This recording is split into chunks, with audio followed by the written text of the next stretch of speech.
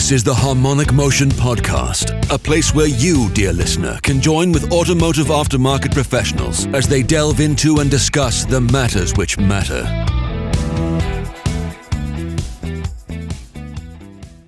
Welcome to this episode of the Harmonic Motion Podcast. I'm absolutely delighted to be connected to Sydney, Australia for this episode with my recent but good friend, as it turns out to be, Jeff Taylor from Sydney Eco Tuning and also a founding member of the Garage Network. Jeff has kindly agreed to come on and have a chat about his experiences. And Jeff and I are going to spend the next little while chewing the cud about all sorts of stuff. So sit back, buckle in and listen to the chat. Welcome, Jeff. Thank you very much for having me, James. I feel honoured.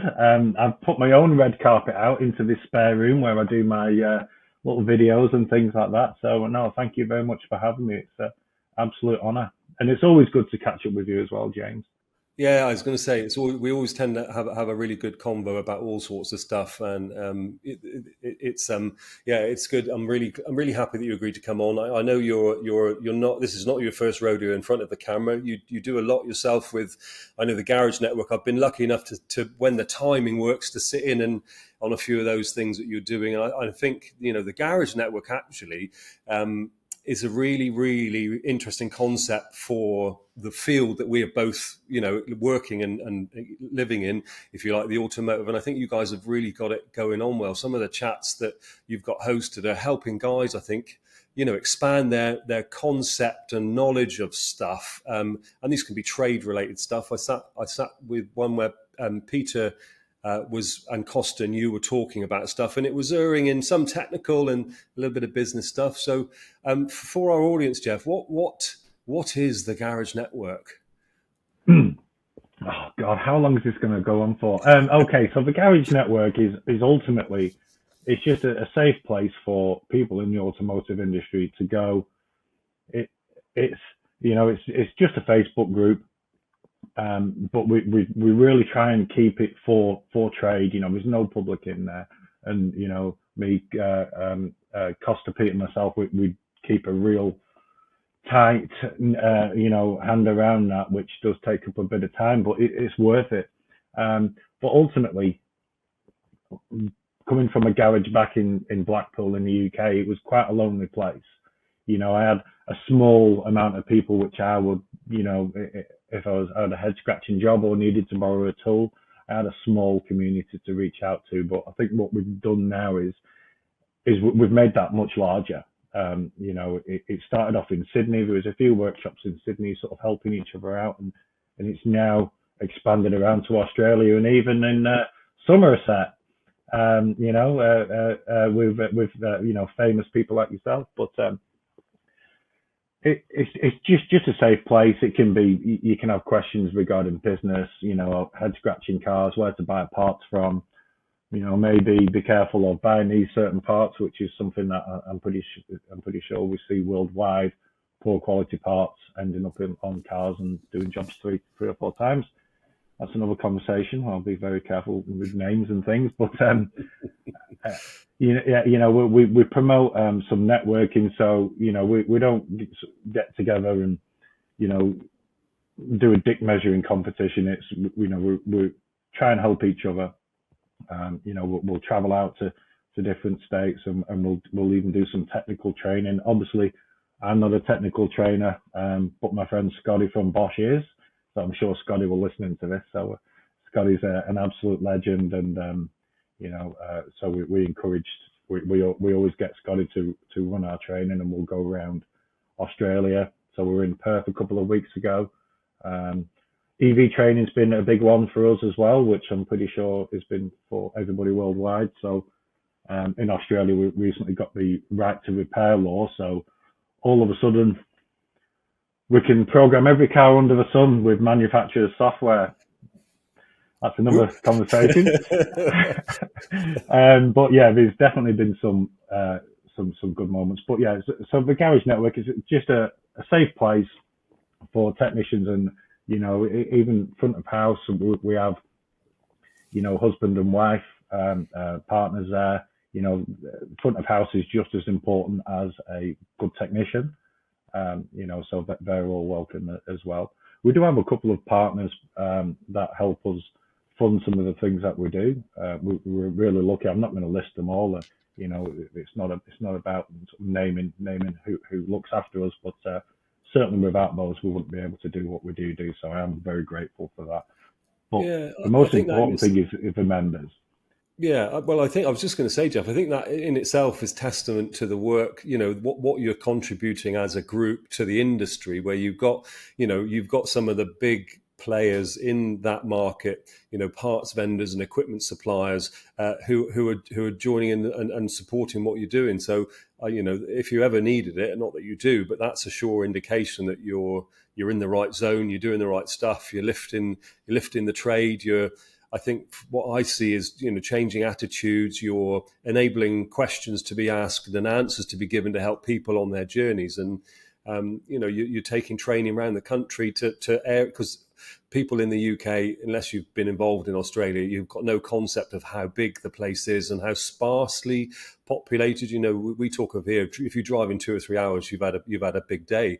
If you've done 400 miles in the car, well done, pat on the back, extra beer when you land. But Australia is a completely different kettle of fish with a very, widely dispersed population to be able to support garages who are maybe a bit remote and maybe feeling a bit out there. If you're not near one of the major conurbations, you're sort of out on your own, and you guys are, running that training and that support to bring that community. So, yeah, awesome.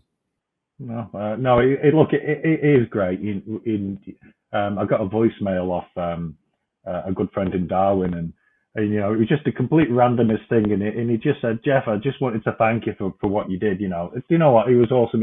I was having a kick ass of the day.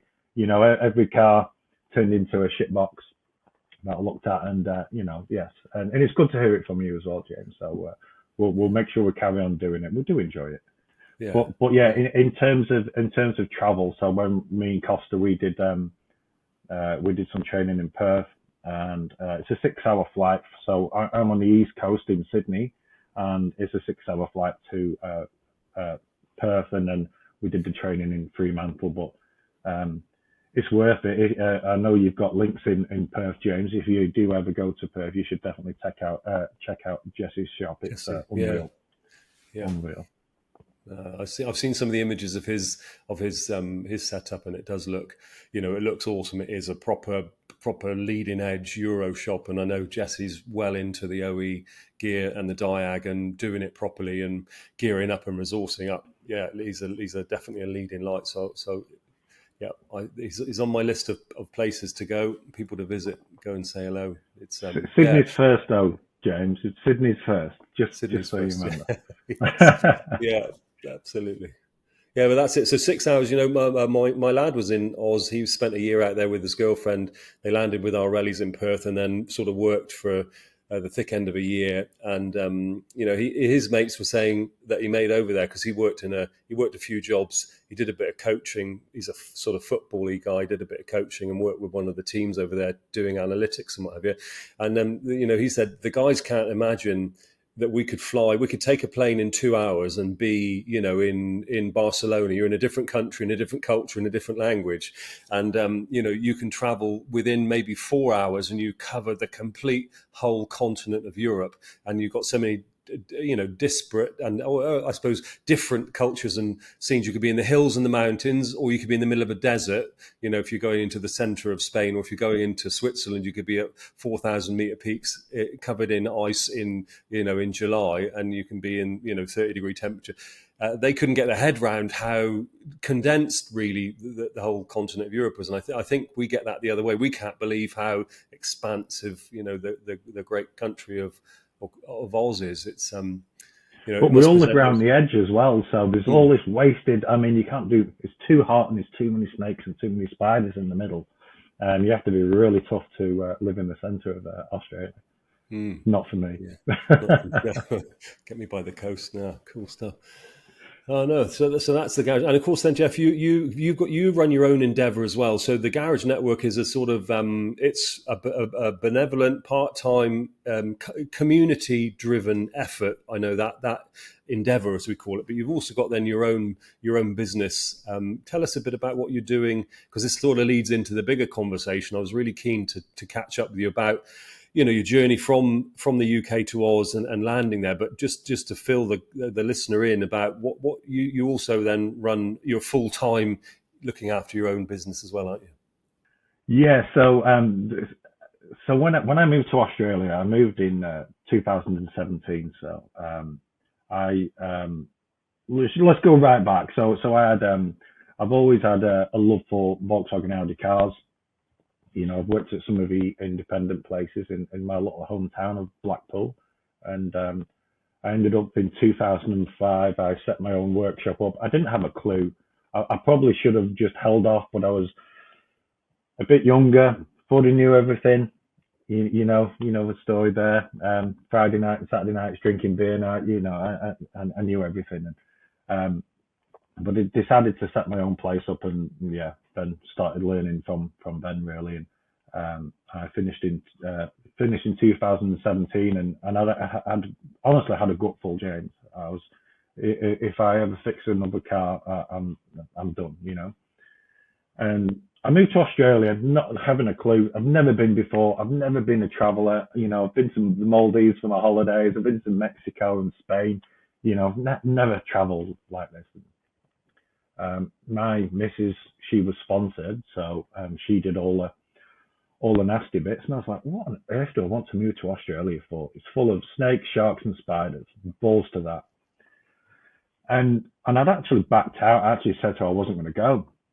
God, that'd have been a mistake. But that's the way you were feeling at that stage. That was what you were. Yeah, the process. I was done. What I probably should have done was, I probably should have come to your boot camp. Maybe that would have changed things. Cars were hard to fix. I was a one-man shop. I've had bits of staff over the years, but they never really materialise, or we go and join the army or have kids and want to live on benefits. But that's not everybody. But so long story short, I got talked into coming to Australia, and I landed expecting to see. I landed at Sydney Airport, and it was June, so it's like winter. You get this, it smells different. Everything felt different around me, with our spidey senses, and I was expecting to see kangaroos running down dusty roads. And no, it looked like I was in Manchester city centre, to be honest with you. McDonald's, KFC, Pizza Hut. But that was only on the outside. Like, it is very different. But I was expecting, I don't know what I was expecting, but I definitely was expecting something like kangaroos and sharks and shit. But no, that wasn't the case. So we do have lights, we have running water, the toilet flushes the normal way. There's nothing else strange. So what I brought with me, I did pack all my tools, so I kept all my tools and I put them with a relocation company, and but I wasn't going back on the tools. I didn't want to fix cars anymore, and I decided to become. Don't hate me, James, but I decided to become a snake oil sales rep. I'm not going to mention any names. I'm still kind of in the industry. I've got an idea of what I'm talking about. I know some of it works, some of it doesn't, and I didn't realise the staff shortage. I sent an email and literally got my, the computer from under me. Come and see us. I didn't realise how desperate people were for mechanics and technicians. So I spent a few years doing snake oil. How this is another way the garage network sort of evolved is I'm just driving around garages and I'm like, bloody hell, that James Dillon, what a good bloke he is. He'd get on really well with Donald there, and we'd kind of get together, have a beer, and nut out a few strange problematic cars, and it kind of grew from there, and evolution, and we've now got a few more members, which is very nice. But yes, so I did snake oil. Is that a rude word? It is a rude word. No, Isn't it? it's indicative of a type of product. We could put it that way. So no. Yes. But I did bring my tuning equipment. So on the I was a slave tuner in the UK, and unfortunately my master is actually just passed away, which is a real shame. But he was like, take your tuning gear and let's tune boats. So I was like, you know what, I like the sound of that. I haven't tuned a boat since. I've done a lot of Volkswagens and a lot of random Toyota V8 diesels and stuff like that, but. That didn't quite. It has now come that I do a lot more tuning now. So obviously I'm in and out of garages, selling snake oil, getting treated like a snake oil salesman, and it didn't do me any good. And I'd get involved in the odd repair, and I had my tuning equipment, so I was cloning the odd ECU and things like that, and that's just sort of gone tenfold. And I still sell the odd bit of snake oil, but for a good company that give a shit about the people that use it. So, no names mentioned, but these services now, I spend most of my day looking at broken cars, which I really. I've gone full circle. I've missed it that much. I've missed the head scratch. I lost all my hair scratching my head thinking about broken cars years ago, and. Maybe I think within meeting some of you as Australians, they've had no manufacturer's information, been relying on, bits of technical data and stuff, what we had in the UK years ago, and they've been getting through it. And I'm like, this is really cool, but these guys can still fix this shit. They might be going about it in a completely wrong route, but they're getting their end result, and I think absolute credit to them. Now we've got the right to repair things that have changed, but very confusing all the same. A new set of challenge. Yeah, I know some of our listeners won't know that, Australia was under, you didn't have the right to go to a manufacturer's portal and get the information. They didn't have to release service, wire and diagrams or repair. You guys would be using Haynes, All Data, Relim, and several other providers who would give you still. I mean, in my involvement with the Australian market, I know even up to a couple of years ago, there were still fault code books. These were popular publications where people would look up in the book a fault code and then find, what was wrong with the car. But they were generic. Every single brand was covered in this kind of one book. And yeah, the level of technical info was, or the access to it was just so constricted for political reasons, I guess. And that lifted recently, didn't it? So now you guys, like the lid's off the sweetie jar, and you're getting towards that the European model of full access to tools and information. Well, I suppose the other thing is, like, Australia, I need to be careful what I say here in case I get a load of angry Aussies who knock at my door on, riding kangaroos. But it was predominantly Ford, Vauxhall, Toyota, I think Mazda. They were quite big, but obviously Hyundai, Kia, and we had diagnosed Dan around a few months ago, and we were in a shopping centre car park because one of the boys lost his suitcase. We had to get him some underpants. It's another story. and they were looking in the car park, and he's from the Netherlands or Dutchland. It's all the same thing. It's in that inch on the map, near Amsterdam anyway. And they was who Dan or anyway. They're saying it just looks like their car park. So what people in the UK, when they look on the street, looking at cars, you're looking at cars in Australia, which are on the same side of the road as well. So if someone is thinking about making a move from the UK, yes, that our steering wheel's on the correct side in Australia. We have petrols, diesels, and yeah, they still brake a lot, which is really good. There might be a couple of different brands, but if you like Toyota Hiaces and things like that, yeah, you'll like it in there. You'll like it in Australia. Yeah, there's a lot there's a lot of similarities now, I guess. But yeah, so so you morphed then into the sort of remapping and tuning with the oil. Then you sort of got into selling a bit of stuff in your own business. Then, so you've got into a little bit of equipment sales. Is that right? Yeah. Well spotted there, James. So equipment. So I developed a love and a learning for oscilloscopes, and I also I'm really lucky where I live on the northern beaches of Sydney. So there's a little place called Manly, and you've got to be Manly to live here. So hence why I live here, which is a stone's throw away from one of the best, probably one of the world's best equipment suppliers, which is called, I think you know these guys, Mount Auto Equipment. Yeah. They're 10 minutes from me, and when we first met, we just completely hit it off, and so he's taken a few of my dollars, and I have a bit of a good rapport with him. So some of the customers that he doesn't get to, and I do. So I'll do some reselling on certain products with Mount Auto Equipment, and I've imported a few of my own things from sunny UK as well. My love for oscilloscopes, and I think that's how I got to know a bit more about technical topics, because but I've got all this gear. Yeah, you know what? I'm now a master technician, which doesn't know how to use his equipment.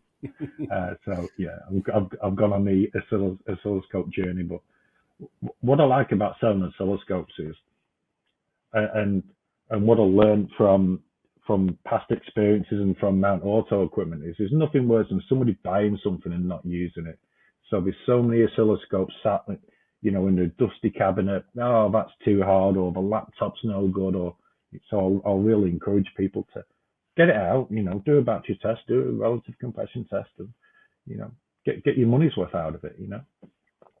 Watch technical topics. Yeah, we get that with the training here, Jeff. And I'm just thinking back this week, we've had a couple of groups in. One of the groups we've had AdBlue and NOx reduction systems training, because it's a madly difficult system to diagnose correctly. And even just in the discussions about, stuff like relative compression. So if you're thinking about diesel and its performance and its emissions, you'd be remiss not to validate base engine performance. And, we're talking to some of the boys about relative compression. And even in this era, there are techs out there that aren't aware of that as a test method. And you're going, well, look let's run it, clamp it on there, pull the injectors off, crank it over. Here's a base condition test. And people look at you like you've just produced fire for the first time. They're blown away at this, this test, and you go, yeah. 1982, I think, was the first time I saw that on an Allen or a Bear tuning machine, and I thought the same way. And here we are, like 40 odd years later, and there are still people out there that don't know, some of those test methods. So you're absolutely right. Linking, people buy gear when they see it in a mag and go, look at that. If I buy that top end machine, it's going to help my capabilities. And I have this phrase, mate, you bought a jumbo jet and you're now driving it around the airfield like a car, because you don't know how to take off, and you definitely don't know how to land. So don't take off. They got $4,000 worth of stuff, and they're using the code reader of it. They're not using the oscilloscope and you go, all that's missing, is you've identified there, Jeff, is probably a bit of support, probably a little bit of a nudge in the right direction, and the option to have a little bit of training. And all of a sudden, off they go, stratospheric smashing jobs out, because whatever you say, the scope enables you to see stuff it's impossible to see in any other way. It's very quick and easy to do it, but it's a bit like learning a language. You can probably order chips and a beer day one, but really to have a conversation with a car, if the car was the problem, you have to be a little bit proficient in the knobology and reading the tea leaves, the wiggles. Sorry, that word, I need to write that word down. Knobology. Yeah. That is where to go, and and you're absolutely right. Otherwise, there was a dust magnet, so they shelled out this cash, and it sits on top of the cabinet. People fearful to use it, and that's what I think. What you guys are doing with the garage network is helping overcome those sort of blockers where getting people to realise actually shelling out the cash on the hardware is stage one. Don't forget stage 2 and 3. Stage 2 is using it a bit. Stage 3 is a bit of training, and then watch you fly. Yeah. So I think it's a transactional thing. I've paid my money, I've got it. I can use it, and what they do is, and this isn't just oscilloscopes. This could be any type of tool, but they wait until they've got a broken car to then learn it, which is just a massive fail. Little things. Yeah, I think you need to see. I think for me personally, I need to see broken and I need to see good. And I need to kind of understand it. I'm not as, I'm not as clever as you, James, but I need to kind of see it, analyze it in my stupid brain, and then you get your light bulb moment, and that's I'll probably say that word several times a week. We've got to get that light bulb moment. You've got to understand, whatever it is you're doing, how to put a worm on a fishing hook. As a kid, you get your light bulb moment, and then you're good to go. You've learned it, you've absorbed it. But I'm now quite old. It's harder to absorb. I need to read a book for 3 or 4 times now to understand something.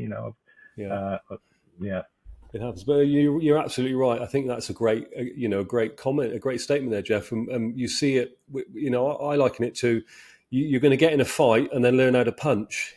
People are dropping into, I've got this newfangled equipment. Let's get the most horrendous job, that's been around 83 other garages. And this is the way I'm going to learn where the next button is on my super duper tool while I'm under pressure and the clock's ticking and I've got to try and make a living. I'm trying to do all these things and learn this tool. And then no wonder the lid is slammed down in disgust and the thing is fecked across the class, fecked across the workshop, bastard. Yeah. And it's never, then there's a negative feeling about the equipment, and actually, the tech has got themselves in completely the wrong situation to try and learn it. And you're absolutely right.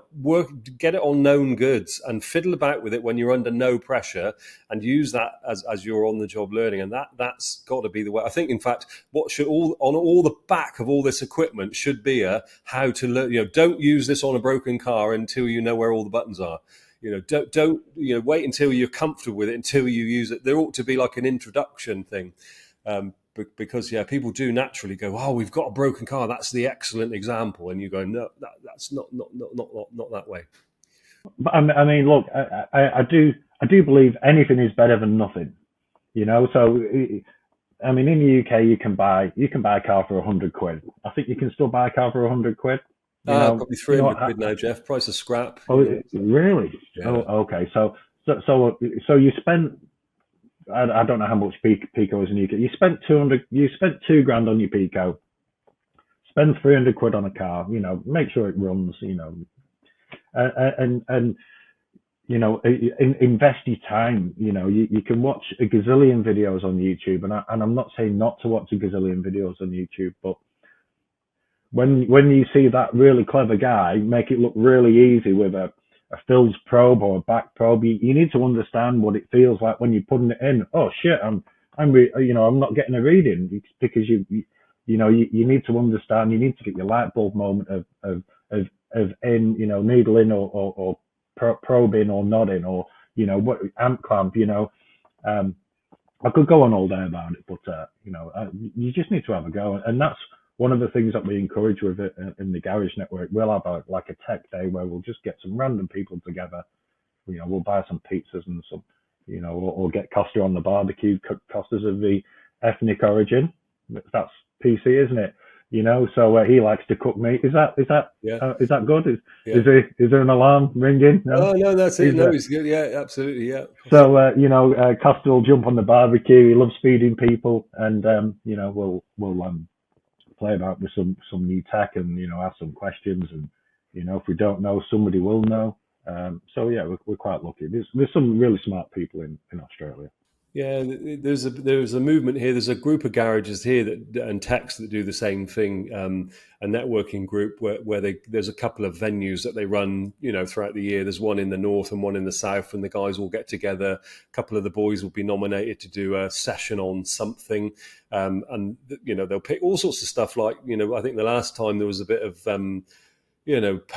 saving for your retirement. What's your plan when when the world stops rotating a bit and you want to get off to do retirement? What provisions have you made to do that? So one of the guys, Nigel, did a session on planning and planning for your retirement. There were technical sessions on fault finding. Simon did a thing about checking out open circuits and resistances in wire, some of the techniques about finding shorts and opens, and the guys get together in a workshop and basically saying, put together little sessions, and everyone gets sort of hand on, stood around eating pizzas, drinking beer and learning, because I think everyone that knows what they don't know knows that you've got to give up time to be able to fill the gaps in.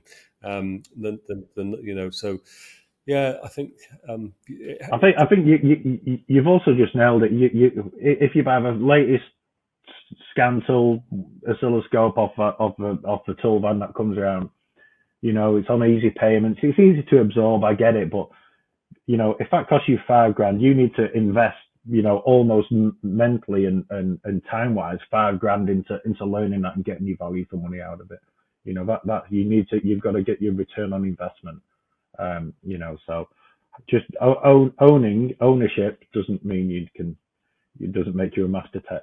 No, it doesn't. No, and the other brilliant thing about knowledge, which a lot of people don't realise, when we're in the business of selling training more so today than ever.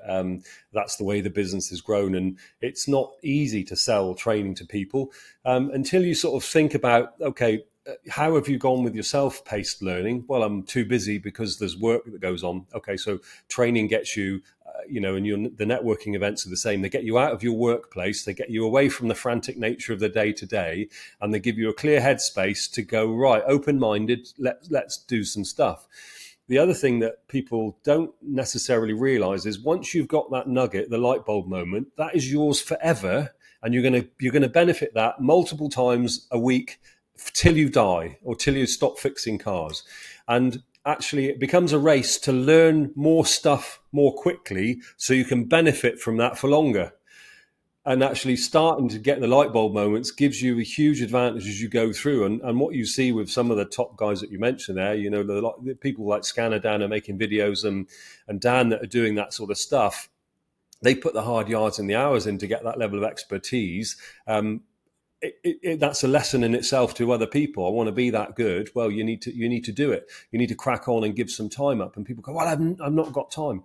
I've got no time. I've got minus time. I'm running behind the clock always. And I've chosen in my life, I talk about it quite a lot. I bore people with it, but I learned to play the guitar. People say, how the chuff do you find time to learn to play the guitar? Well, I get up 20 minutes earlier.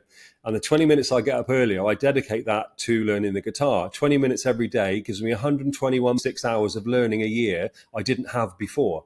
So I've got 121 hours of learning the guitar, and now actually I can knock a tune out in it. Where if I started with the mindset that I just don't have time, I convince myself I don't have time, and I sort of get defeated. But I think it's a little bit about just provisioning of something in your day for you, whatever it is, to grow a little bit. And I also subscribe to you mentioned it there, learning gets a bit more tricky as you get old and you've got to read the book twice. I think if you stay in that zone of learning, you become more adept at learning and picking up stuff. If you're in a learning zone, I expect there's research out there about people that retire, that stop working, that slow down. I think anecdotally it's quite obvious. And I think we could be like that in our own careers. If we're just doing our jobs and we're not thinking about stuff or trying to stretch on a bit, the old brain says, well, you're not using that part of me. I'll dedicate that to thinking about peanuts instead. And you learn that part of the intellect, that because you're not stretching it. You don't use that muscle. You're not making those, axiomal connections in your brain. You're not firing off the synapses. And they basically go, well, if you're not using me, I'm going to think about beer and girls instead. And, I think you've got to stay learning, and that's I think I see that in the garage network. That's one of the constant themes, which I think is brilliant. It's not well documented and probably not the first thing in your list of benefits, but you get people thinking about what they're doing, thinking about the job, thinking about the career, thinking about the cars, thinking about different ways. And it sort of is okay to think about stuff, lads. It's okay to challenge the status quo. It's okay to think about stretching yourself. Yeah, and I think there's a lot to be said for that. No, I agree entirely. I think the stopping learning thing, I think when I was, selling more snake oil, I think maybe that's something that was triggered inside of me, like, shit, you're just a snake oil rat now, and I'm seeing all these guys, sussing these jobs out, going, probably going in 15 to 20 garages a day. And, maybe that subliminally gave me a blow to the brain and make me want to fix broken cars again, some broken wires. It's I absolutely, I think I love it more now than what I did when I set up my workshop in 2005.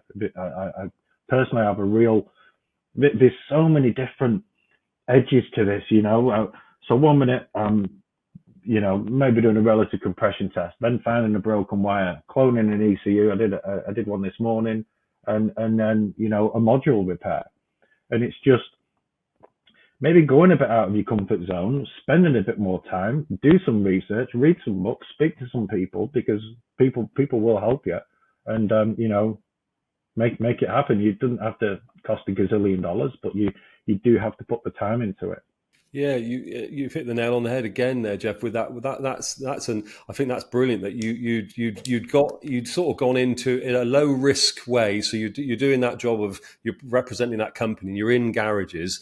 You've got a job and a role and thing to do, but you're witnessing firsthand from the other angle now what the trade that you used to love, and you're not stuck in it. You're not going to have to do that, but you're looking at that from the outside, going, yeah, maybe that's helping change the way you've thought about that. And again, you've got to be sometimes in those zones. If you go to the events, like you run, and talking to other people, you get a different perspective. And I think, again, the training experience, if you come together in a group, you'll pick off, I always say to people when they come on courses, you're going to learn shed loan from the course, but be very aware at tea break, at lunchtime, and after the course. Keep your ears and eyes open, because there's going to be some absolute gems which aren't related to the course at all. That are going to be about how somebody does something in their garage, problems that they've got process-wise, business-wise, invoicing, suppliers, equipment. There's going to be all sorts of really cool stuff bubbling out around the outside, and you want to fill your net with all that other knowledge as well. So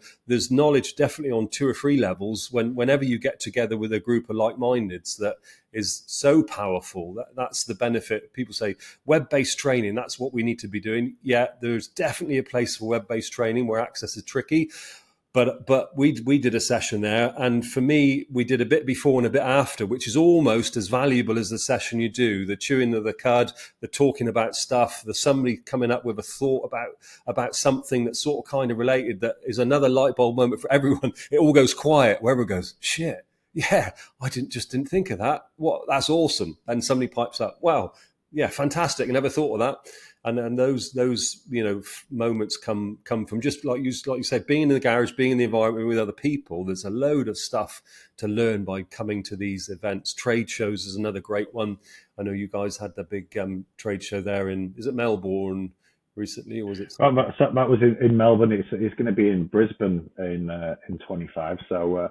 Yes, we will be attending that one, and what we do when we do those events, we basically have a free beer evening, and people tend to drink several beers. They like to get the money's worth when it's free, and there's nothing wrong with that. And they've been getting more and more popular as the years go by. I'd love to have you at one, James, but you're not drinking, are you? No. Post COVID, that's one of the things. One of the positives that came out of COVID for me. We had just a bit of a change of focus. Just decided to go off the juice, and don't really miss it. No, I do take the old alcohol-free lager when I fancy a sort of taste of it, but I don't miss the hangovers really. We got into the biking and a bit more fitness, and it just that's congruent with that sort of lifestyle. And people say, well, what did you get from giving up drinking? Well, hangovers is probably one thing, but I think also a bit of cognition. So I love leaning into the brain power and that flipping of thoughts and stuff. And I find that whole dynamic nature of the brain being able to bounce around a million ideas and make sense from garbage. That I found, I suppose living in a bit that was dulled down when you're taking alcohol. You definitely were a little bit under par cognitively. So it's really subtle stuff, Jeff, and I'm not evangelical about it. And I sit with people that drink beer, and I was a full paid up member of the Beer Swallowers Club for many years. Really quite enjoyed it. And I was multi-fuel. I would take lager, and I would take ale, I would take wine and spirit. You weren't fussy. I was not fussy. No. I was merely warming it on the way through and having fun.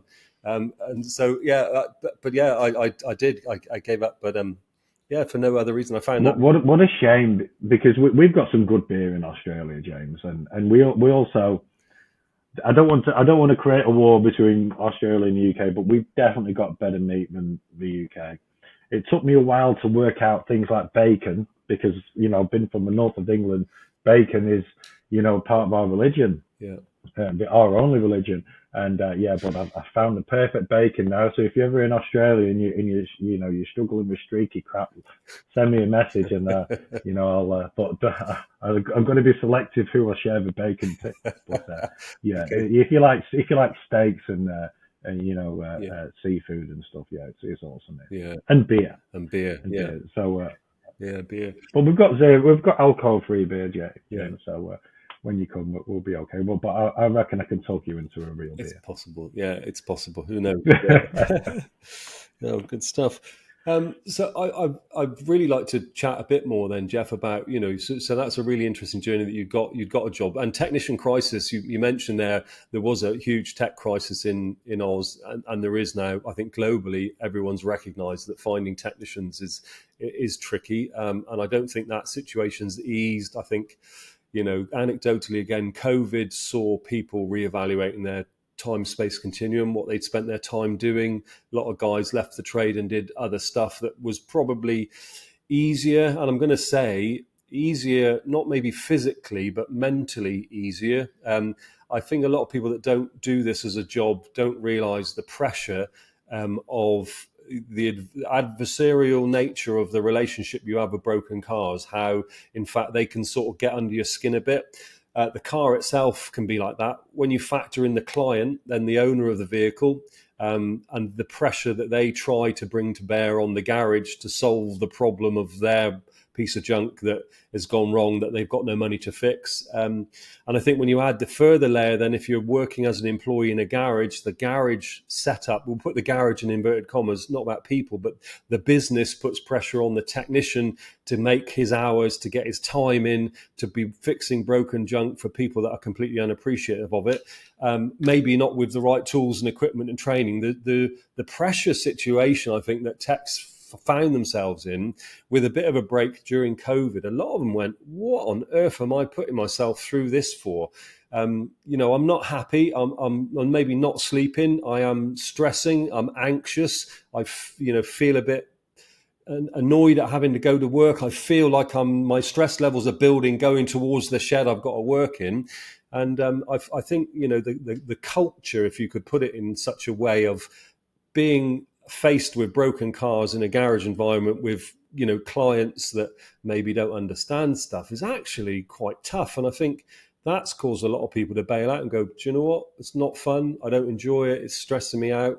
It's not that well paid, in conjunction against other trades. And we've gone, I'm off. I'm quitting. It's not worth it. And I think, the technician crisis globally, whichever country you look at, I think we're now sat there looking, going, oh my God, you can't find technicians for love nor money. Garages are struggling to recruit, and fill those spaces. And I think it's understandable why people left. Well, I think there's a bit of an evolution in an independent workshop, because there's still workshops which have an inch of oil on the floor, an engine, with a load of cigarette butts sat on top of it, and that type of workshop. Nothing wrong with them. They're probably perfectly capable of fixing cars, but they probably also really undervalue themselves. They probably they don't charge a great deal, so they can't afford a new fluorescent light. So half the workshop's in darkness. They've got a scan tool with green keys that you've got to interchange to connect to the car. You get what you pay for. Are they going to be able to find staff that can fix cars? Probably not, because we're not charging enough money. We're working in a shit tip. So it all stems from the top, really, doesn't it? So I guess what I'm getting at is in Australia, I was when I first started going around the garages, I was like, bloody hell, like they've got real spring compressors. They've not got these bodgy things which are on the floor, the death machines. And I'm like, shit, look at all this gear that these guys have got. These must be bloody loaded, I simply couldn't afford all this fancy and swanky equipment. And obviously, the ones that I'm meeting do value their time, but maybe if they are in a better area, maybe they can charge a bit more because they value their time, and they're going to pass it on to the client and make sure the client gets a good job. So, what do you want? Do you want a burger from McDonald's, or do you want a burger from James's handmade kitchen with hand-reared Daisy? You get what you pay for, and that's in anything in life. But those workshops, I know I'm blaming the workshops. Why techs leave because they're underpaid, overworked because of the environment that we're in. But the industry is helping us change this, because what's this secure gateway thing? What do you mean I've got to have a new tool to deal with secure gateway? Like, we hate it, but it's also doing us a real good job at the same time. I love the change. I think it's probably what spurred me on to try and learn more and get involved in fixing more broken cars. But just back to evolution, those workshops are just, if they can't find techs, they can't fix the cars. They can't fix the cars because they're not trained. We don't have the right equipment. There's only one way for them to go, really. So, let's move on. Let's have the people that are invested technicians that want to start a shop and do the right thing, charge a good, we mentioned Jesse's workshop in Perth. He's an independent workshop, which is probably better than most dealers. With the training that the staff have got, even the front of house staff, they know how to deal with customers. A wise man taught me there was a wise man about the tire rule. Have they got two Ling Longs on the front and a Mickey Mouse on the back? I think it was you, wasn't it, James? The tire test, and we've got to make sure we're attracting the right customer as well, and we're not going to attract the right customers charging $50 for a service. Yeah. You're absolutely right. It does start, one of the missions that we've been on in this last maybe 18 months is we've migrated a little bit into helping garages, I suppose, with the front of house a little bit. We've been into marketing, so helping identify how do you attract the right clients. That sort of led us into thinking about customer selection. That sort of led us into managing the client inquiries through front of house. That's got us into thinking about processes in the garage, which has led us into the route of charging, which in pricing, which then enables investment. And there's a virtuous circle that sort of begins and ends with the right people in your business. And like you say, if you paint that picture of the murky garage with an inch of mud on the floor and broken engines outside, somebody that values their car wouldn't want to bring it to that shed. And I think, the switched on garages are seeing that it's a bit more of a whole thing about being relatable to your client and getting the clients you deserve, sort of gear around the presentation that you've got of your business and your processes and your training and your tools and your equipment and the workshop. And that's definitely the movement that we are seeing and a part of is uplifting other elements, because we were geared fully in technical training. We could get and help you fix broken stuff, no problem. But we still felt there was a flaw a little bit in the business being sustainable because of maybe the customers they were dealing with and the way they were dealing with them and the way they were attracting them, which is, you know, where we've gone into sort of marketing, front of house, and more business process and business process engineering, because that is the virtual circuit. And you made a brilliant point. If you're charging, you know, $50, $60, $80, $100 an hour, you're not going to be paying your techs, and you're not going to be able to recruit a technician and invest in the equipment and set the environment up correctly. So I think, yeah, we're probably at the tail end of the broken business model. Those garages are surviving barely, but they are falling off the edge of the map. They're being outstripped with technology. They're being outstripped with tooling, outstripped with secure gateways, outstripped with the jobs market, outstripped with, you know, recruitment and retention of employees. And I think they're suffering. They're dying slowly. And that's all geared around not charging enough for the repair and having a strong business. So. But just nipping onto front of house there, good front of house, in my opinion, is good as a master tech, is having the games, having the guy that's just done 2 weeks with at the technical topics boot camp, because they're the barrier between the tech and the customer. You know, the tech's got enough to worry about, fixing the car, working it out.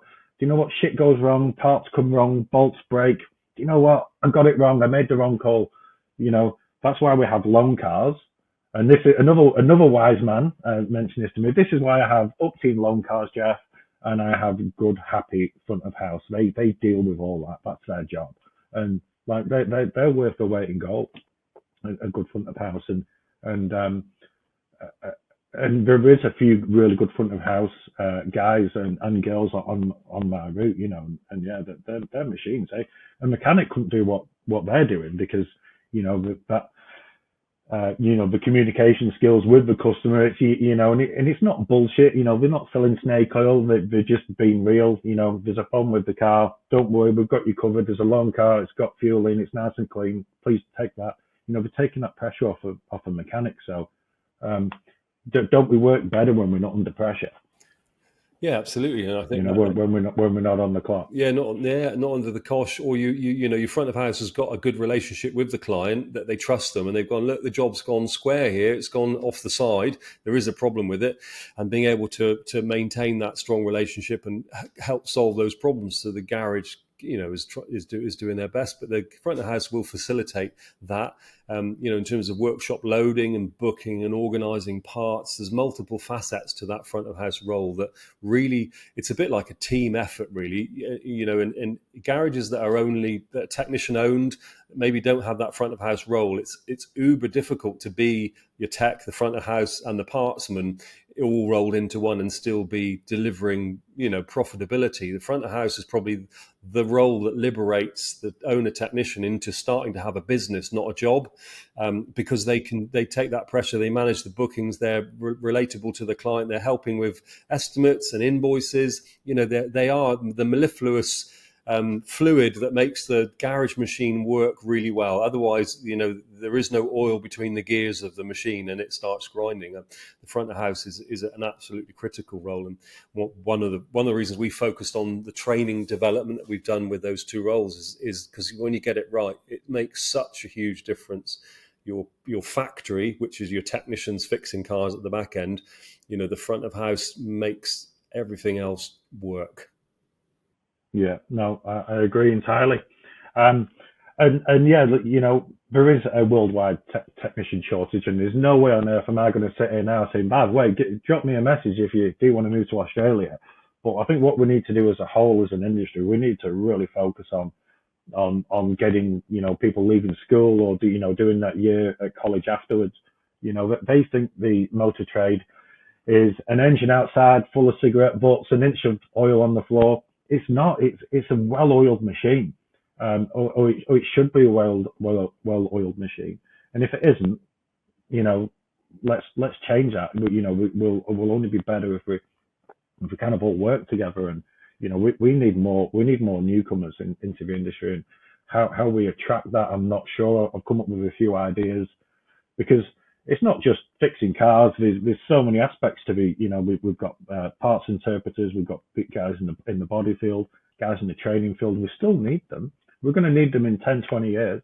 So how do we do this? I thought about speaking with Snap-on. Do we get a Snap-on truck round and try and do some form of careers day at a school? Or I don't know how to approach that. So I'd be kind of keen on your ideas there, James. Do you know what? I think we've chewed it round on the podcast once or twice, Jeff, and I think the consensus is that the garages are the recruitment agents. So if your garage is the garages with engines outside and oil on the floor, okay, the voices from the guys, we'll pick Jesse because we mentioned him with workshops that are like that are beacons of what the industry looks like.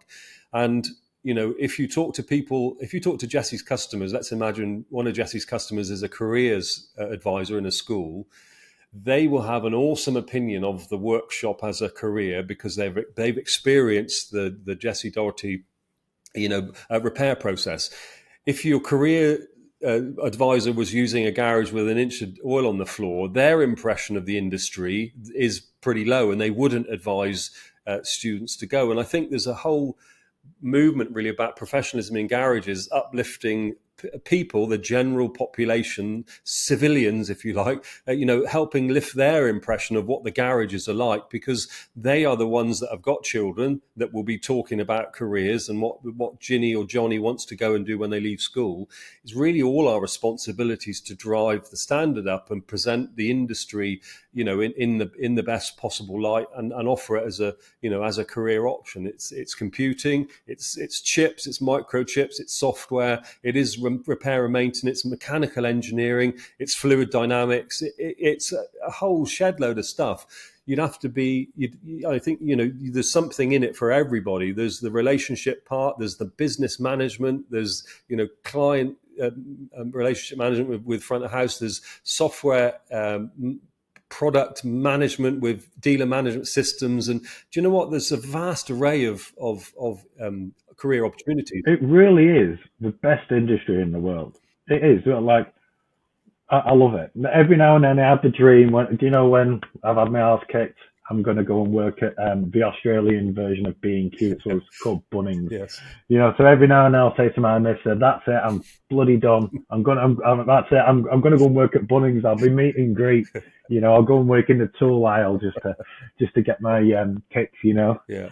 But it really is the best industry, and it can be better, but we're not going to get better dealing with it as an individual. We need to, like you guys in the UK, you need to get together a bit more, and we probably need to do a bit more in Australia as well. But I'd certainly love to see a few more school leavers or college leavers decide to really get into the trade. What we've been bit with a lot in Australia is some of these training institutes, and we'll get people from overseas, and all of a sudden they've got a level 4 certificate in motor vehicle repair, and they've never even lifted a car on a hoist. And I feel really bad for them because they're like, wow, I've got my certificate, I'm a fully qualified mechanic. And it's quite sudden, they can't get a job. Nobody will employ them because they've got to be paid tradesman wages, and ultimately apprentices. So they're really harming the industry, I think. And imagine spending, I don't know how quick they do it, but I'm pretty sure it's fast tracked. But it's certainly not good for the industry in Australia, in my opinion. No, we need to do better. I think full-time education for a trade. We've got a similar situation here, and I don't want to denigrate anyone's programs, but I will make the comment that if you're a full-time learner in a college on a practical-based course and you've got no workshop experience, and you come out of a 2 or 3 year program, in inverted commas, with the statement is fully qualified. I've been in this game for a long, long time, 40 plus years. I'm not fully qualified yet. Every day is a school day, but the impression is fully qualified with a full-time education over a 3-year period of a trade program. You've never worked in a garage. You don't understand the culture. You're working on cars that have been apart a million times. You're doing repetitive sort of tasks to go through the qualification, to tick box exercise that you can remove and refit a clutch, you can remove and refit a belt. You're going through the tasks of a mechanic as required, but in a sterile college environment without any of the pressures or any of the variety. I find that quite tough when those guys and girls come out of the college education and they land in this bloody workshop and they don't have the skills because they haven't done, in my view, you should be doing 80% of your workshop work, 20% of your time at college, and that is throughout that 3-year period of learning. So how you meld the technical aspects of learning stuff about cars and the practical aspects of fixing them whilst you're out in the wild. I think that blend of apprenticeship has to be really the bare minimum basis where you can then take those young people into a commercial environment and give them a full-time wage because you've been working with them as an apprentice. I think that for me works well. I think the full-time education route is bonkers. Why is that allowed to happen? And this just something you need to dealt with a crossroad. This might be the wrong thing, but you need to have dealt with that car that's had or a trailer that's been in and out of the ocean and it's got rusty nuts and bolts and seized things. You need to see it, and also this must go back together and drive out at 5 o'clock. You kind of need to have that. It's the learning of this customer wants his car back tonight. When you're at college, I went to college once, and using the buzz gun to put some of the red bolts in, and who cares? This car's scrap, but. That's one thing I've got to say about Australia. I went to a training centre called the Kangan Institute in Melbourne, and I've never seen anything like it. If you come to Australia, James, you've got to go to the Kangan Institute. I'll try and send you a few videos of it, but it is just absolutely unreal. Like the cars that we had when I was at college, I can't even remember if they were that crap. But they've got good cars, they've got good engines, they've got good test procedures. I've never seen anything like it. So I will give Australia one thing, but their TAFE version. So the TAFE is like the Australian college. They are very good. Like I've been to some that aren't as good as the Kangan, but they're still very good. But they do quite often promote like a day release or maybe a week on, a week off, so you still get the time in the in the classroom and the workshop. But I think what my problem is the overseas workers. They seem to be able to get these qualifications really easy via like third party training companies, and you know what, you're ticking boxes and getting paid. You don't care about the end result, and that's shit for the workshop and shit for the trainee. Yeah. So you can go and get bent.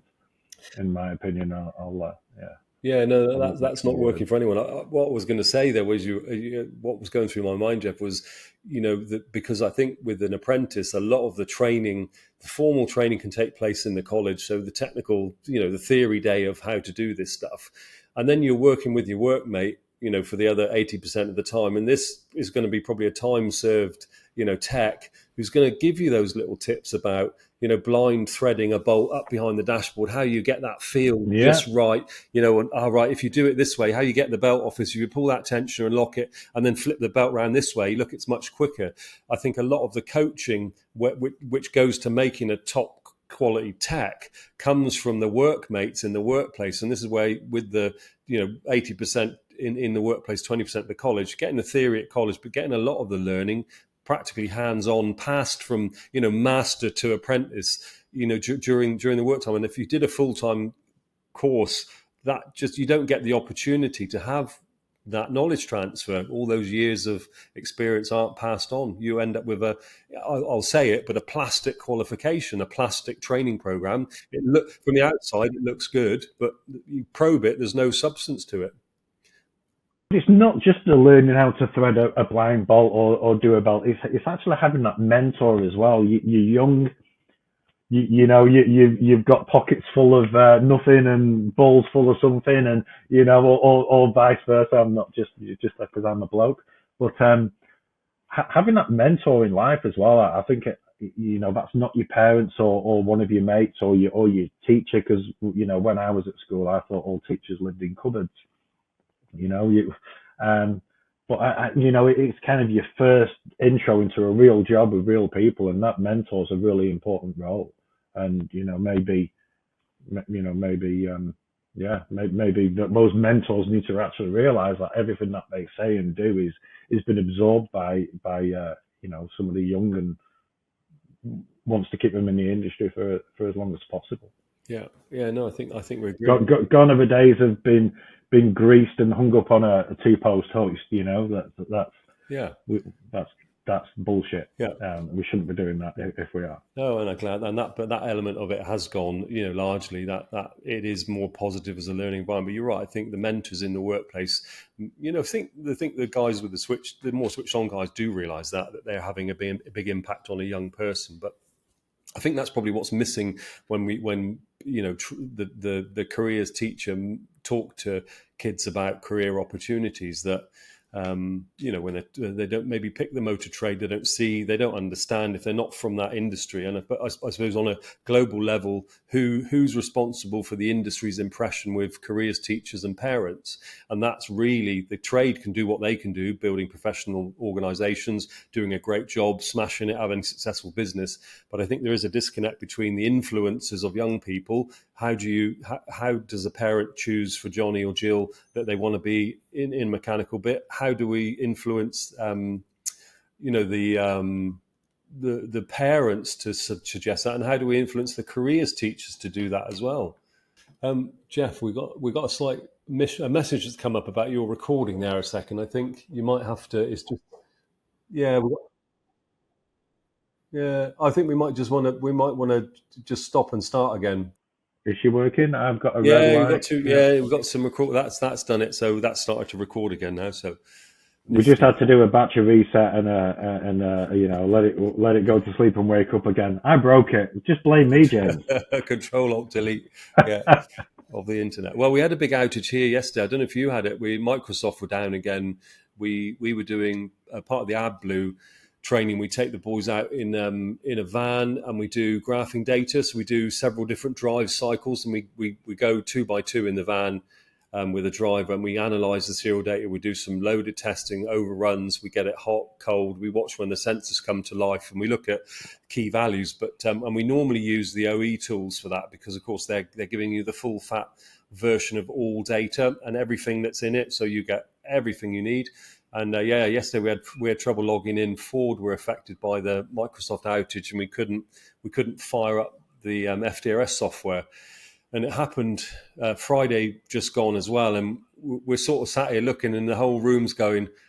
So the benefit of online software apps are brilliant, because you can have every application and all the functions for Ford. But when the internet goes, there is no plan B. There's just nothing you can do. You can't get logged in. All those jobs that need that tool are stuck. I think I think the last couple sessions have been a bit of a wake-up call. People going, well, my online payments wouldn't work. Okay, so now you're hungry and you're in a fuel station and you've got no money for petrol and your card's not working. I think we've overextended into being so comfortable with cloud that when it goes a bit wonky, there is no plan B, none at all. I was buying myself a case of beer at the bottle shop, and I'm tapping my phone. I'm like, well, there's people behind me. I'm like, well, hang on a minute, like, it works. Like, I used it earlier today. Like, it works. and luckily I had some cash, so I still got my beer. So you got your beer, yeah. Yeah, always have an emergency cash. Always have the plan B. Yeah. It's funny. Yeah, but I think a lot of people don't. It's bizarre, isn't it? A lot of people just are so sucked into that just works all the time. People don't have cash. They just don't carry the plan B. nefarious actors somewhere are causing mayhem, and I think it's a bit of a wake-up call. We all ought to just remember to have a few £100 in the house, under the bed or wherever, just to when it all goes a bit belly up. I think COVID also was a really interesting one, looking at how quickly the supply chains all fell over, that you couldn't get stuff in the shops. We're only a couple of days supply ever in the mix of supplying food shops and from warehouses, from factories. We're a little bit exposed, I think, as a world to Look, we are, but we've also embraced this technology, and look, I do like it. I don't need to. Once upon a time, you used to have a wallet with all your cards in, and stick it in your back pocket. Now I just do everything on my phone, or even on my watch. But cash is always king. And I hope the ATO won't watch this, but it will always work. Do we get suckered in? Are we getting suckered into this new world of AI? And I know Costa, he's big into the AI movement, and I know you're doing a lot. And I think it's awesome, but we can't. I don't want my robot vacuum to try and eat me in the middle of the night, so I'm just gonna, I'll watch you guys, and I'll let you guys, like COVID, you can get your jab first, and if you don't come out looking like a monkey, I'll give it a go. Yeah. Oh, the tip with the robot vacuum is just lay it on its back, and it can't get you in the night. But just going on about I drove out like an hour and a half to do to program a steering control module on a Skoda, and I think I spent 2 hours trying to get my I didn't realize I didn't have any credits left, in my Irwin, and it must have knew where I was in the universe, geolocation crap, and it would not let me do the payment. It was, that was quite embarrassing. That was almost a 3-hour round trip of nothing, but luckily my bank did fix it. But yeah, I just wish it could take cash in the side of a laptop. Yeah, feeding it dollars. Yeah, feed it a 20. Yeah. Yeah. No, cool stuff. Jeff, I was wondering, we might just have a quick talk about then, if we go back to your landing in Oz. What was it? So with your wife, she'd got a job, she'd been sponsored, so she'd got a position to come to. Did you guys have a support network in Oz? Had you got rallies or people that you knew there, or you sort of landed knowing nobody? How did that sort of? So Amanda had travelled here in 2004. She was young and she sort of travelled the world. She lived in Japan for a while, Thailand, and all the things. Which is, I was always anti-travel. What do I want to move? I've got everything in Blackpool. What do I need to go anywhere for?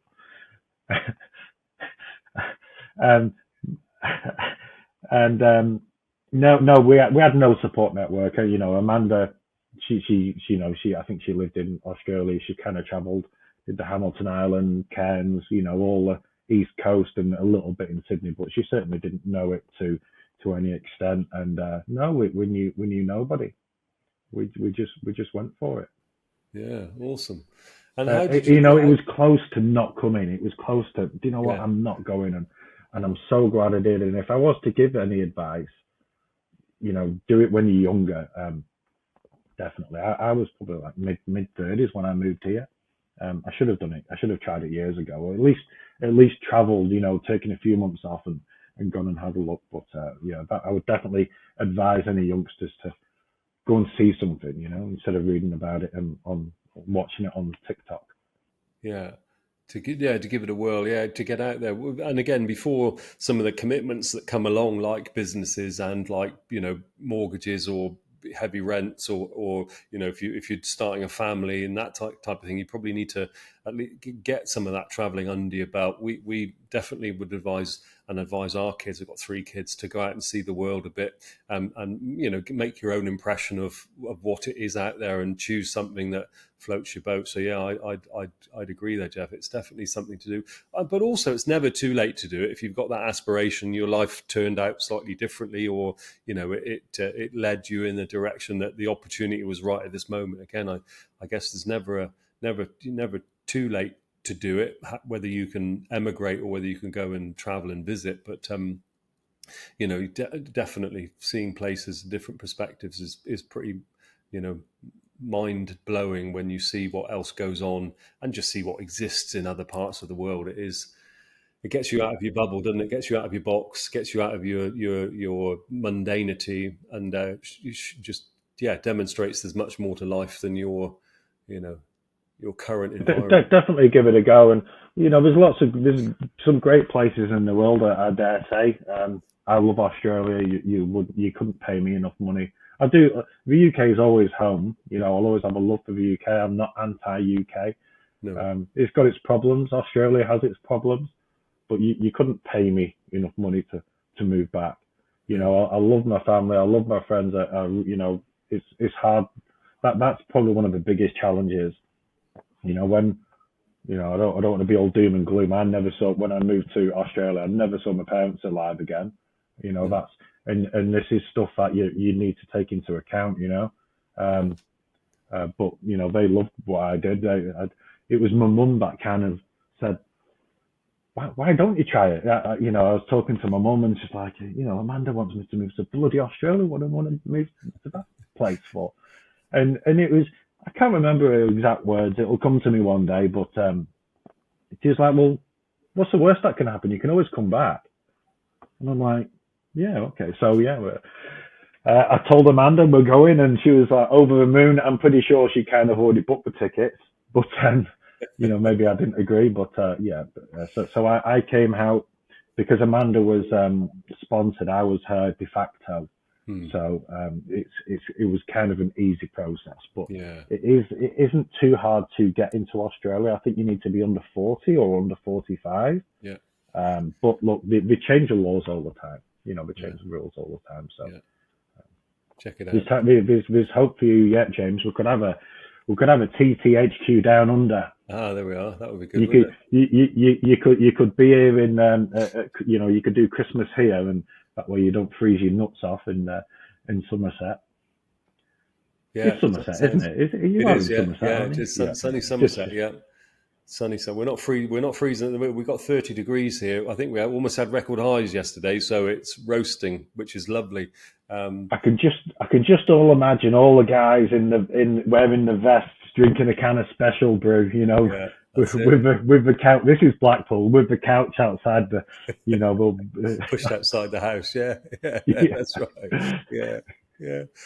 Jeff, did your lifestyle change? Did you, when you moved over there, did you do different things? Because we often hear, that Australia is definitely more opportune for the outside living, open spaces and the tide, the sea, parks, and traveling around and sort of getting more time outside. Did you notice? Did you sort of do that sort of stuff? Did you? Sort of, yeah. So I think earlier in this conversation, what do I want to move to Australia for? Because it's full of sharks and so I'm scared of the water. I'm from Blackpool. I mean, but I'm scared of the water. So since I've moved to Australia, I'm a certified diver. I've done heaps of kayaking and paddleboarding and things like that. I do get a bit scared if I think I see a shark fin or anything, but no, I haven't seen a shark fin. I've been perfectly safe. I've not been eaten. But yeah, so the answer to the question is yes. We have been quite active. We're really lucky where we live. We kind of live on a cliff. In an apartment, and a few steps down we've got North Harbour and an ocean pool and a beach. So yeah, when it's not freezing cold, I'm sat here now shivering in my spare room because we have no heating in Australia. When the weather's nice, yeah, we're always out and about. Yeah, oh, nice. And but yeah, so I did my scuba, which was my bucket thing to do. I was scared shitless doing it, but yes, I did it. Awesome. Yeah, that is awesome. Is that PADI? Is that a scuba diving type thing? Is it scuba or yeah, scuba Yeah, diving so that's like I think that's like the governing. You body? get the PADI license. So I've only done the first one, but that was enough for me. I've been once since. I've just not had the time, but I've done it. I'm not completely scared of the water, and I haven't been eaten yet. So. Yeah. Oh no, that's really awesome. Yeah, that is awesome. I suppose if on reflection, Jeff, what if you were going to do it again? What do you wish you'd known before you'd got there, or what would you maybe do differently if you're going to go and do it all over? So if somebody was thinking about doing it, what advice would you? What the benefit of your wisdom? So if you were going to be the mentor now, so you've got experience of making that journey. If you're going to mentor somebody else in making the leap to Oz, what sort of stuff would you talk about? So I have actually made somebody. I have assisted somebody come out, in very much the same thing, and he was a car painter, and what I did, he was quite lucky. I knew where all the workshops was. He got in the van. I said, walk into that shop and tell him you can paint cars, and he's now sponsored. What would I do different? I try and work out whereabouts. I would do the homework on whether you want to be on the west coast or the east coast, because once you pick, it's kind of, you can always move, but it's harder. You put your roots down.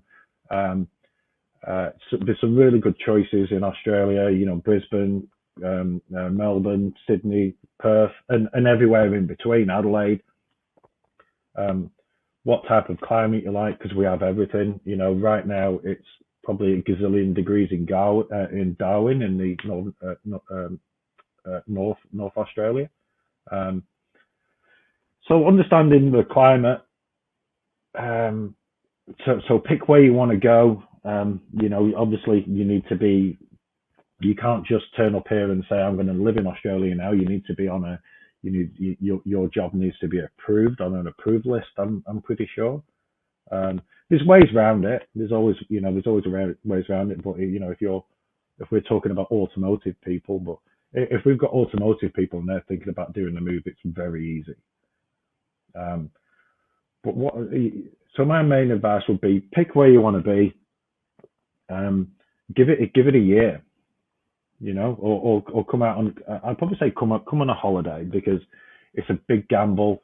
If you've got property in the UK or wherever you live, there's so many things to do. It's a life-changing experience. So it's going to be hard just to give it up and come, and go back.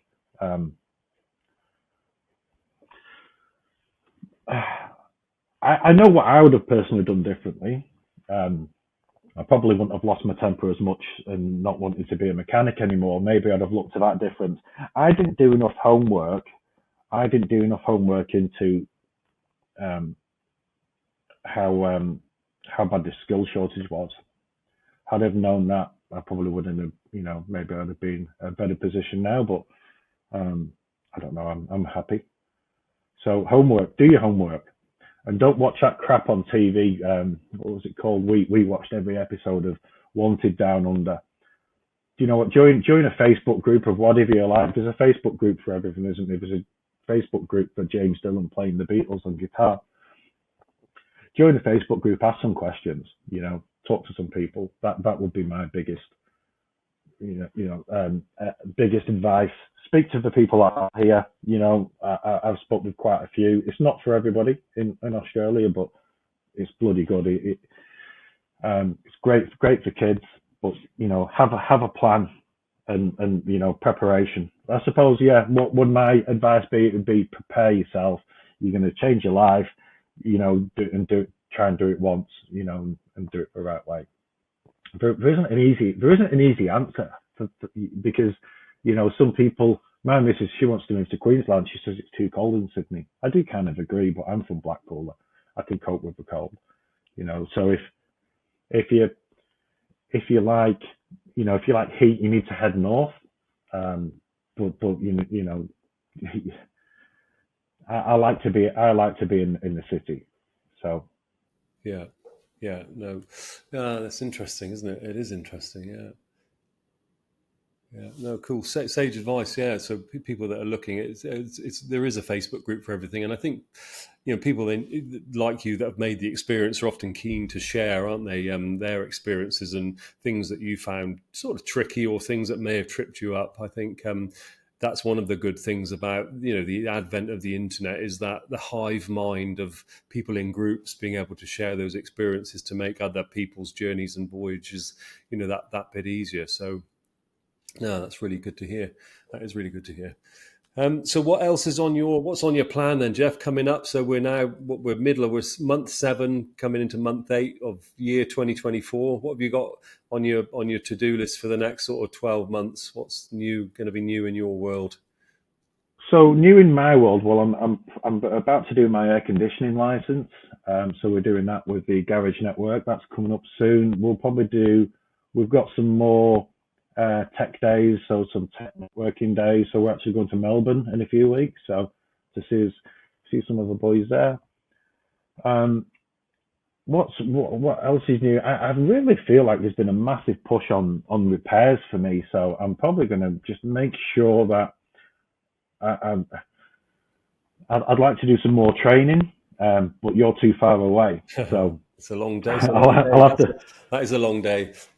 I'll have to make do with Eugene. No, I've just been swadding up, just trying to brush up on what I think I'm weak on, and I'm weak in so many areas, So I'm just trying to fine tune myself, trying to make sure Amanda's happy, because without Amanda, I'd be back in Blackpool not even knowing what Australia was. So I've got to be grateful for that every day. So.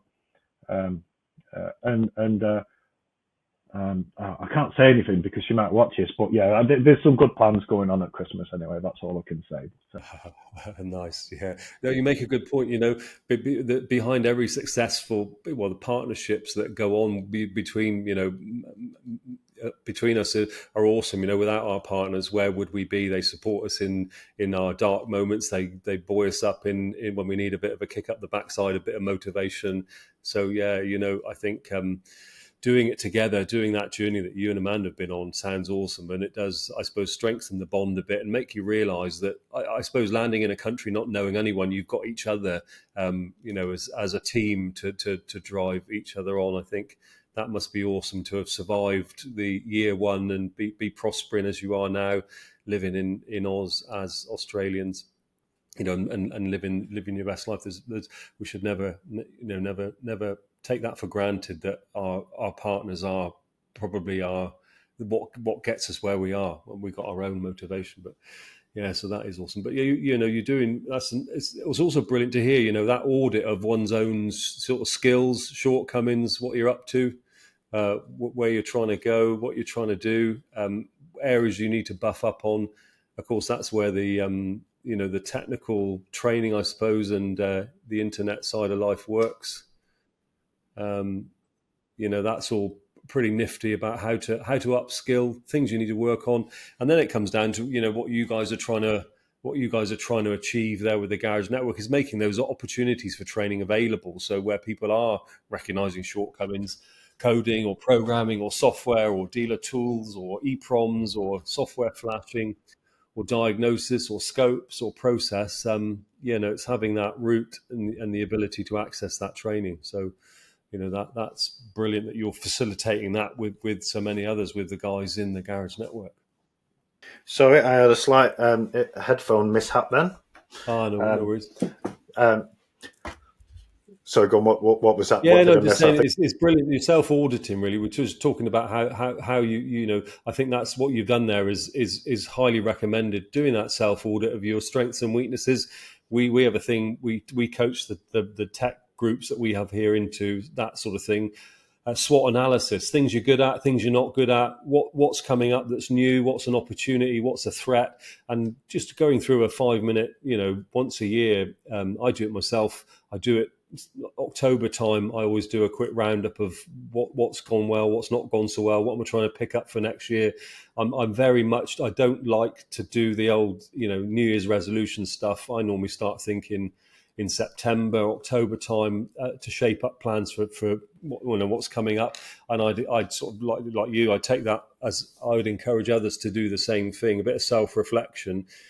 Because I suppose at the end of the day, if your life is shit and you're not happy with it, it's up to you to change it. It's up to you to look at what things aren't making you happy and, adjust them and come up with a plan to make it different. It's very, I don't know the word I'm looking for, but life, there is no practice. You get the one bash at this. You can't go back and go, oh, do you know what? I've got to 65 and didn't do what I needed to do. It's up to individuals to grasp and recognize the things they want to tweak and change it with the support of a partner. And, you can achieve whatever you set your mind at. I'm a great believer in that. Do you know what? I like that. And, just going back to, what tips would I have is having a good partner really definitely helps. I wouldn't have been able to do that on my own, so going with somebody's definitely worked for me. I know you get young people that, put a backpack on and travel around. I wasn't really that person, definitely having a good right hand man or woman is definitely beneficial. Yeah, no, that's awesome.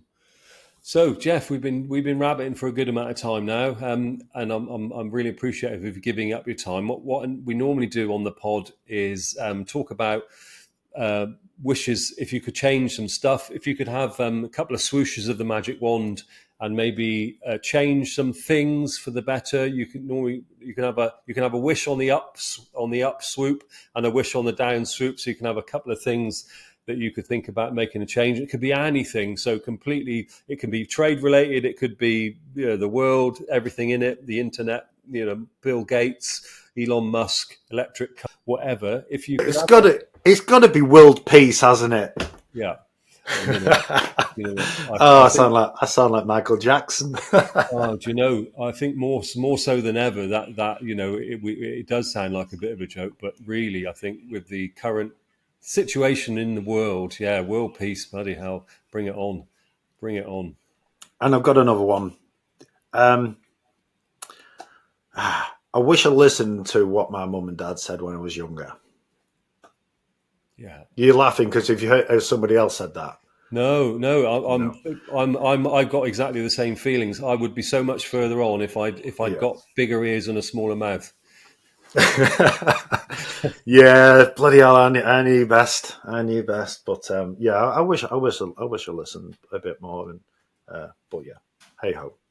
Yeah, I think what I always take heart in the fact that you always know best when you're a bit younger, and to have been blessed with parents that give a shit, that were trying to give you advice, and knowing that they had your best interests at heart, that in itself is quite a special thing, isn't it? Whether you choose to ignore it or not, that's the blessing, I suppose, of having a family, in family members. The advice can be given, but it doesn't have to be taken. And no, it's very, very sage advice. Listen to people that give a shit about you. Aren't telling you that stuff for their own benefit, are they? They're looking out for you, and what an awesome situation that is. Yeah, I often think of that, and I'll go throughout my day and I'll like just recalling some things in my brain. I'm like, shit, I really wish I listened, and it just happens so many times. So yeah, I wish I listened a bit more. But you know what? I did listen to some, so I'm not doing too bad. No, Jeff. From my perspective, meeting you all those couple of years ago and hearing about your story and seeing what you've got up to, you are an inspiration. Leaping out into a foreign country, making it over there, getting yourself established, being successful in your business. I would say loving life, in that change, surviving the change, and not only surviving it, but relishing it, living your best life over there in Oz, taking those challenges, mighty as they were, by the horns, and succeeding. You yourself are an inspiration in that journey, what you've achieved. And more so than that, I think the benevolent nature you've got involved with that community of the Garage Network, driving standards on, helping other technicians. I don't know that you realise that, and it's not for me to say, only as an observation. But I think you're smashing it, and you are doing a brilliant job. Well, that really means a lot. I kind of feel a bit shaky now. But do you know what? I do believe that we've got what we've done with the Garage Network. We've got a lot of the right people in the right place, and I think if you surround yourself with good people, only positive things can come. Hopefully. But surround yourself with good people, which we have done in the Garage Network, and hopefully the only way is up. Yeah, and you got a good gang of guys there. I don't know them intimately or well, but I do know a bit about them. And I think you become, you are the sum of your sort of network of friends that you've got. You tend to lift in a positive group. You're lifting each other and driving each other on. And I think you've got a really nice cohort of people involved in the Garage Network, and you're doing really well. And I think you're right. It is that birds of a feather flock together. You've all got that goal and that mission, and you're moving the whole industry. So if you look at it that way, you're moving the needle of the industry in a positive way in a country, in your adopted country, and helping countless techs and helping people in their own journey. So it's bloody awesome. So I think it's fantastic. Well, thank you very much, and I'm blown away with what you say there, because we, and certainly I feel the same about you. I can see 10,000 miles away what you're doing, and we've had a few chats, in the past, and I've always kind of felt inspired after we've had a chat. I think we've kept this one quite clean. This is probably one of the cleanest chats we've had, which is best behaviour. Yeah, we have been on our best behaviour. But and thank you for that as well. I think there's been a few times when, where maybe I've been in a bit of a strange zone, and we've been talking about the journeys of Otis, and we've ended up having a 2-hour Zoom call. I really appreciate that, and I'm sure many other people have enjoyed your time as well. So thank you very much. Yeah, James. good. Yeah, and finally, Jeff, thanks for giving up your time and coming on and sharing your story. It's been awesome. Chat with you is always time well spent. It's always good to chew over and kick about that stuff. And I'm personally delighted to hear a bit more about your journey over there. Some of the details you've revealed will help others that are either thinking or talking or mulling it over. So I thank you immensely for giving up your time. Really appreciate it. And I'm just sorry it wasn't more exciting, and there was no shark wrestling. I'm sorry. There's time for that, and if that happens, we want video evidence as well. But if there was anybody that you do know that does have some questions, I'd be happy to have a chat with somebody. We can have a Zoom if someone's thinking about making the move. Speak to somebody that's done it, and I'll happily. Oh, brilliant. Oh, that's really kind. No, awesome. We'll see if that happens, and we'll make the connection. But appreciate that, Jeff. That is brilliant. So all that remains then is for me to thank you once more, and we'll sign off, and we'll catch you soon. Awesome. Thanks for having me. Cheers, James.